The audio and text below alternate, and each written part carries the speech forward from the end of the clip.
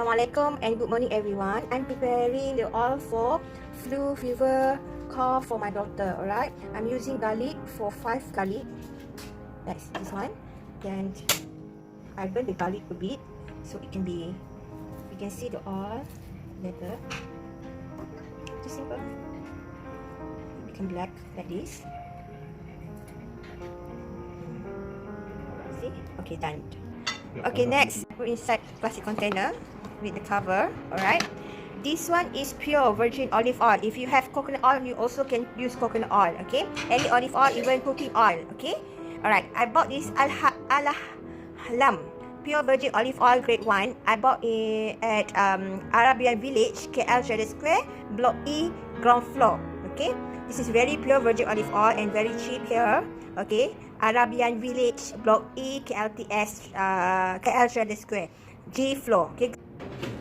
Okay, seperti yang you all tengok sini, normally kalau anak sis demam, flu fever, hari tu sihat Alhamdulillah, dah demam, lepas tu flu, sis mandikan mandian ais, mandi sejuk, lepas tu Alhamdulillah flu dia dah hilang dan dia batuk. Normally kalau demam, anak kita demam, kalau dalam 2 hari kita dapat reducekan dia punya kepanasan tu, kita bawa pergi klinik. Kalau dah boleh, Alhamdulillah, tak perlu bawa pergi klinik. Dan kita kena prepare untuk dia batuk dan sesama sebab dia akan keluarkan semua kekotoran kat dalam badan tu. Okay, so sis dah prepare ni, kita continue. Sis akan letak essential oil Kasturi Bidara 7 drops dalam ni. Okay, 3 drops pun boleh, 3 to 5 drops dalam ni. Okay, lepas tu sis ada 2. Okay, lemongrass oil, okay, pure essential oil. Okay, this one memang elok untuk anti-bugs, anti-micro. Lepas tu microbial. Lepas tu dia banyak untuk pernafasan. Okay, untuk kesihatan dalaman. Okay, untuk pernafasan kanak-kanak dan sebagainya. Dan this one is ada peppermint oil. So sis akan pilih either peppermint oil ataupun lemongrass. Kalau tak tiga pun boleh. Okay, tapi lemongrass ni kalau demam paling bagus. Demam and flu paling bagus. Join together dengan Kasturi Bidara essential oil supaya bau dia sedap dan dia relax.